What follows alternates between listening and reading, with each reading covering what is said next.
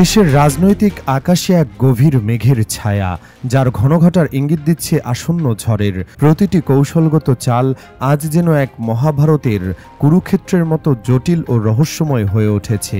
কিছুদিন আগেও দেশের অন্যতম বৃহৎ রাজনৈতিক দল বাংলাদেশ জাতীয়তাবাদী দল বিএনপি একচ্ছত্র ক্ষমতা দখলের স্বপ্ন দেখছিল। তাদের আত্মবিশ্বাস ছিল আকাশচুম্বী, যেন আগত নির্বাচনে ধানের শীষ একাই 290টি আসনে বিজয় ছিনিয়ে আনবে। ক্ষমতার সে এক কি ভয়ঙ্কর দম্ভ! দলের অন্দরে প্রকাশ্যে সর্বত্রই এই আত্মতুষ্টির বাতাবরণ ছিল সুস্পষ্ট, যেন জনগণের রায় ছিল তাদের পকেটেই, আর প্রতিদ্বন্দ্বিতা কেবলই একটি আনুষ্ঠানিকতা মাত্র। প্রতিটি জনসভায়, প্রতিটি আলাপচারিতায় যেন এই কথাই প্রতিধ্বনিত হচ্ছিল, ক্ষমতা তাদের হাতের মুঠোয়, কেবল সময়ের অপেক্ষা।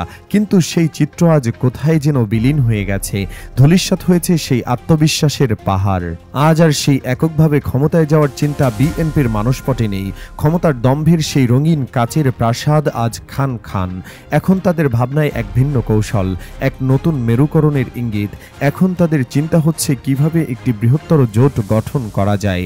নাহিদ, নুরুল হক নূর, বাবুনগরের মতো বিভিন্ন মতাদর্শের রাজনৈতিক ব্যক্তিদের সঙ্গে এক ছাতার তলায় আসা, প্রয়োজনে চিরবৈরী আওয়ামী লীগের সঙ্গেও জোট করে হলেও যে কোনো মূল্যে ক্ষমতা পুনরুদ্ধার করতে হবে, এইরকম এক মরিয়া প্রচেষ্টা এখন তাদের প্রতিটি পদক্ষেপে দৃশ্যমান। এই নাটকীয় পরিবর্তন নিঃসন্দেহে বিস্ময়কর। যে দল কিছুদিন আগেও এককভাবে ক্ষমতায় যাওয়ার দিবাস্বপ্ন দেখছিল, আজ তারাই কেন এই আপোষকামিতার পথ বেছে নিচ্ছে? এই প্রশ্নের উত্তর লুকিয়ে আছে দেশের রাজনৈতিক পটভূমির এক নীরব কিন্তু প্রলয়ঙ্কারী পরিবর্তনের মধ্যে। নেপথ্যে ঘটে চলেছে এক অপ্রত্যাশিত নীরব বিপ্লব। নীরবে নিভৃতে কিন্তু প্রবল শক্তি নিয়ে আবির্ভূত হয়েছে জামায়াতে ইসলামী। ডাক্তার শফিকুর রহমানের নেতৃত্বাধীন জামায়াত আজ জনগণের কাছে সবচেয়ে জনপ্রিয় রাজনৈতিক দল হিসেবে উঠে এসেছে। তাদের প্রতীক দাঁড়িপাল্লা আজ যেন এক নতুন ব্র্যান্ড ভ্যালু অর্জন করেছে, যা বিএনপির নিজস্ব ব্র্যান্ড ধানের শীষকে রীতিমতো চ্যালেঞ্জ জানাচ্ছে। আর এই বিপ্লবের পেছনে নাকি পরোক্ষভাবে বিএনপির অবদান। এই নীরব উত্থান বিএনপির আত্মবিশ্বাসে এমনই এক প্রবল ধাক্কা দিয়েছে যে তারা এখন আর এককভাবে ক্ষমতায় যাওয়ার কথা ভাবতেও পারছে না। আজ যেন জামায়াতে ইসলামী বিএনপির বড় ভাইয়ের ভূমিকায় অবতীর্ণ হয়েছে, ক্ষমতার মসনদে বসার জন্য মাঠ তৈরি করে ফেলেছে সুকৌশলে। আর বিএনপি তাদের অভ্যন্তরীণ গ্রুপিং, চাঁদাবাজি আর পুরনো ধ্যানধারণায় আটকে আছে, যেন এখনও তারা অতীতের সাফল্যের মিছিলে চ্যাম্পিয়ন হওয়ার স্বপ্ন দেখছে। বিএনপির তথাকথিত বুদ্ধিজীবীরা এখন নতুন এক ন্যারেটিভ তৈরি করছেন। তারা প্রচার করছেন যে আগামী নির্বাচনে জামায়াত একাকী হয়ে পড়বে, তাদের কোনো জোট সঙ্গী থাকবে না। এই প্রচারণার অন্তরালে লুকিয়ে আছে এক গভীর শঙ্কা। আসল ঘটনা হলো বিএনপি এখন জামায়াতের সাথে পরাজয়ের ভয়ে কাঁপছে, আর এই ভয় থেকেই তারা অন্য সব দলের সাথে বসতে চাইছে, একটি বৃহত্তর জোট গঠনে মরিয়া চেষ্টা চালাচ্ছে। এমনকি বাংলাদেশ জাতীয়তাবাদী ফ্রন্ট এনসিপি এর মতো ছোট একটি দলকেও জোটে টানার সর্বোচ্চ চেষ্টা চলছে। যদিও এনসিপির এমপি হওয়ার মতো মানসম্মত 10 জন প্রার্থীও নেই, তবু বিএনপি আপাতত এই দুর্বল দলটিকে জোটে ভেড়াতে এত তৎপর। এই তৎপরতা কেবলই তাদের গভীর হতাশা আর আতঙ্কেরই প্রতিচ্ছবি। বিএনপি এখন আর এই আঞ্চলিক জোট মহাজোট গঠনে ব্যস্ত। ঠিক সেই সময়ে আমিরে জামায়াত বৈশ্বিক নেটওয়ার্ক সুদৃঢ় করার কাজে মন দিয়েছেন। এক নীরব অথচ শক্তিশালী কূটনৈতিক চ্যানেলের মাধ্যমে তিনি জামায়াতের আন্তর্জাতিক প্রভাব বলয়কে আরও প্রসারিত করছেন, যা দেশের রাজনীতিতে এক ভিন্ন মাত্রা যোগ করছে। বিএনপির দলীয় গ্রুপিং যখন মনোনয়ন প্রক্রিয়াকে অসম্ভব করে তুলছে, যোগ্য প্রার্থীরা হতাশায় নিমজ্জিত হচ্ছেন, ঠিক সেই সময় জামায়াতের প্রার্থীরা ছুটে বেড়াচ্ছেন মাঠ ময়দানে, জনতার দুয়ারে দুয়ারে। তাদের সাংগঠনিক শক্তি, শৃঙ্খলা এবং জনসম্পৃক্ততা আজ প্রশ্নাতীত। জামায়াতের এই ভোটের জোয়ার দেখে বিএনপির এককভাবে ক্ষমতায় যাওয়ার কনফিডেন্স ভালোই নড়ে গেছে। যেন মাটিতে পা রেখেই তারা টের পাচ্ছেন পায়ের তলায় মাটি ক্রমশ সরে যাচ্ছে। ফলে বিএনপি এখন সবাইকে পাশে চাইছে, যে কোনো মূল্যে ক্ষমতা ধরে রাখতে অথবা পুনরুদ্ধার করতে। এই পরিস্থিতিতে এনসিপি বিএনপির জন্য একটি কৌশলগত অত্যন্ত গুরুত্বপূর্ণ মিত্র হিসেবে বিবেচিত হচ্ছে।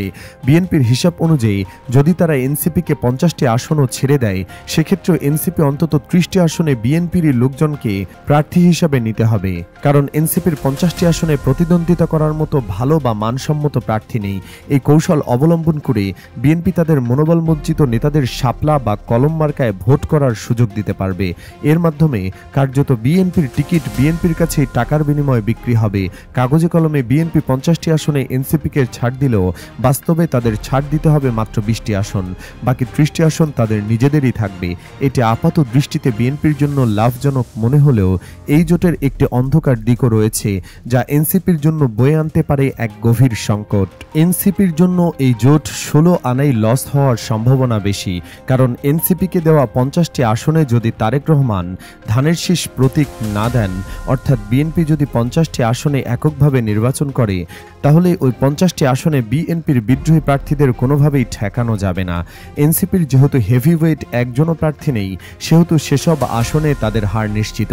বিএনপির একাধিক বিদ্রোহী প্রার্থী থাকলে ভোটের ফলাফলে দেখা যাবে এনসিপি অষ্টম হয়ে বসে আছে, তাদের প্রার্থীরা কেবলই ভোটের ভাগ বসিয়েছে, বিজয় ছিনিয়ে আনতে পারেনি। এই অঙ্ক বিএনপির জন্য নতুন এক ঝুঁকির জন্ম দিয়েছে। এনসিপিকে 20 থেকে 30টি বা 50টি আসন ছেড়ে দিলে বিএনপির জন্য যে নতুন বিপদটি মাথাচাড়া দিয়ে উঠবে, তা হলো জামায়াতে ইসলামীর দাড়িপাল্লা প্রতীক। এই জামায়াতি মূলত বিএনপির ভোটের আত্মবিশ্বাস ভেঙে দিয়েছে অনেকটা। জামায়াতের এই ভয়ে বিএনপিকে বৃহত্তর জোট গঠনে মরিয়া করে তুলছে। ঝুঁকির কারণটি আরও গভীর। যদি এনসিপিকে ছেড়ে দেওয়া আসনগুলোতে ধানের শীষ প্রতীক না থাকে, এমনকি বিএনপির কোনো বিদ্রোহী প্রার্থীও না থাকে, তাহলেও এনসিপির শাপলা কিংবা কলম প্রতীক জামায়াতের দাড়িপাল্লা প্রতীকের কাছে বিপুল ভোটে পরাজিত হয়ে যাবে। এটি বিএনপির জন্য এক বিশাল ঝুঁকির কারণ। শুধু এনসিপি নয়, অন্য যে কোনো জোট সঙ্গীকে ধানের শীষ প্রতীক ছাড়া আসন ছেড়ে দিলেই একই ঘটনা ঘটবে, কারণ বিএনপির স্থানীয় নেতারা মার্কা বা দলের চেয়ে ব্যক্তিকেই বেশি প্রাধান্য দেন। নিজেদের পছন্দের লোক মনোনয়ন না পেলে তৃণমূলের কর্মীরা মন দিয়ে তো দূরের কথা, জান দিয়েও ভোট করবে না। সেখানে এনসিপির মতো একটি ছোট দলের প্রার্থীর জন্য তারা কোনোভাবেই কাজ করবে না। এই বাস্তবতা বিএনপির অভ্যন্তরীণ দুর্বলতারই প্রতিফলন। তাহলে কি বিএনপি এনসিপিকে আসন ছেড়ে দিয়ে জামায়াতকে নিশ্চিত বিজয়ের দিকে ঠেলে দিতে চাইবে?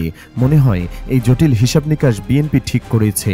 ফলে মিত্রদেরকে বিএনপি চাইলেই খুব বেশি আসনে ছাড় দিতে পারবে না, কারণ মার্কেটে এখন মার্কা হিসাবে ধানের শীষ আর দাড়িপাল্লারই ব্র্যান্ড ভ্যালু আছে। উদাহরণস্বরূপ আপনি অ্যাডিডাস বা নাইকের ব্র্যান্ডের পাশে আলম শুজকে রাখলে কেউ তা ছুঁয়েও দেখবে না। তেমনি এই দুই প্রতীকের বাইরে অন্য কোনো প্রতীকের সেভাবে জনসমর্থন নেই। ফলে যে জামায়াতের ভরে এই বৃহত্তর জোট গঠন করলো তারা, সেই জোটে বিএনপির জন্য কাল হয়ে দাঁড়াতে পারে। নিরাপদ দাড়িপাল্লার ব্র্যান্ড ইমেজের বিপরীতে হারিকেন, সাইকেল, কেটলি বা কলম মার্কার মতো প্রতীকগুলো টিকে থাকতে পারবে না, বরং জামাত এই ধরনের ওয়াক ওভার পেলে খুশি হবে। ভোটের হিসাব তাদের পক্ষে যাবে। ভোটের রাজনীতিতে এনসিপির জন্য এই মুহূর্তে জামায়াতে ইসলামী যেন সবচেয়ে সেরা বিকল্প। জামায়াতের সাথে জোট করলেই কেবল এনসিপি বিদ্রোহী প্রার্থী ছাড়া নিশ্চিত লোগো বা প্রতীক, ভোট এবং অর্থের যোগানের গ্যারান্টি থাকবে। এনসিপিও যে কোনো মূল্যে এই নির্বাচনে পার্লামেন্টে যেতে মরিয়া, কারণ তাদের নেতাকর্মীরা যে পরিমাণ দুর্নীতি, চাঁদাবাজি ও অনৈতিক সুবিধা হাসিল করেছে এই অল্প সময়ে, ক্ষমতার সাথে না থাকতে পারলে তাদের অধিকাংশকেই হয়তো জেলে যেতে হবে, বিদেশে সেফ এক্সিট নিতে হবে, নতুবা গোপনে মুচলেখা দিয়ে রাজনীতি ছাড়তে হবে। ফলে পার্লামেন্ট যাওয়া ছাড়া এনসিপির শীর্ষ নেতাদের সামনে আর কোনো বিকল্প অপশন নেই। যে কোনো শর্তে হলেও জামায়াতই এনসিপির জন্য সেরা বিকল্প, এই অর্থে যে জামায়াতের সাথে গেলেই তাদের পার্লামেন্ট যাওয়ার সম্ভাবনা বেশি থাকবে। প্রথমত, জামায়াতের দলীয় আনুগত্যের কারণে কোনো বিদ্রোহী প্রার্থীর ভয় থাকবে না, আর দ্বিতীয়ত, সমস্ত কেন্দ্রে পোলিং এজেন্ট দেওয়া, নির্বাচনে খরচ বহন করা এবং ফলাফল ছিনতাই ঠেকানোর মতো সক্ষমতা জামায়াতের রয়েছে। জামায়াত তাদের পুরো ম্যান পাওয়ারকে এনসিপির জন্য ওয়াকফ করে দিয়ে তাদের জয় নিশ্চিত করবে। কিন্তু জামায়াতের সাথে জোটে যাওয়ার ক্ষেত্রে এনসিপির সামনে সবচেয়ে বড় বাধা একটাই, ভোটের ডামাডোল শুরু হলে তাদের নেতাকর্মীদের চাঁদাবাজি, দুর্নীতি এবং অবৈধ সুযোগ সুবিধা হাতিয়ে নেওয়ার তথ্য জনসম্মুখে আসবে না। এর কোনো গ্যারান্টি নেই, কারণ এনসিপি জামায়াতের সাথে জোট করলেই বিএনপির সমস্ত গোয়েন্দা শাখা সক্রিয় হয়ে উঠবে। তারা এনসিপির এই সমস্ত অপকর্মকে জনসম্মুখে হাজির করবে। মাঝে মধ্যে ওয়েস্টিনে হাঁস খাওয়া বা সমন্বয়কদের চাঁদাবাজির মতো যে কাণ্ডগুলো ফাঁস হয়, তা মূলত এনসিপিকে নিজেদের লাইনে রাখতেই বিএনপি করে থাকে। সব হিসাব নিকাশ কষলে দেখা যায় এনসিপির জন্য এই মুহূর্তে জামায়াত ছাড়া সত্যিই কোনো বিকল্প নেই। এই এক গভীর সংকটের মুখোমুখি আজ দেশের রাজনীতি। প্রতিটি দলই নিজেদের টিকে থাকার লড়াইয়ে মগ্ন, আর এই লড়াইয়ে টিকে থাকার জন্য তারা বেছে নিচ্ছে একের পর এক অপ্রত্যাশিত কৌশল। রাজনৈতিক ভবিষ্যৎ এখন এক অনিশ্চিত ধোঁয়াশার চাদরে ঢাকা। কি মনে হয় আপনার, এই জটিল সমীকরণের শেষ কোথায়?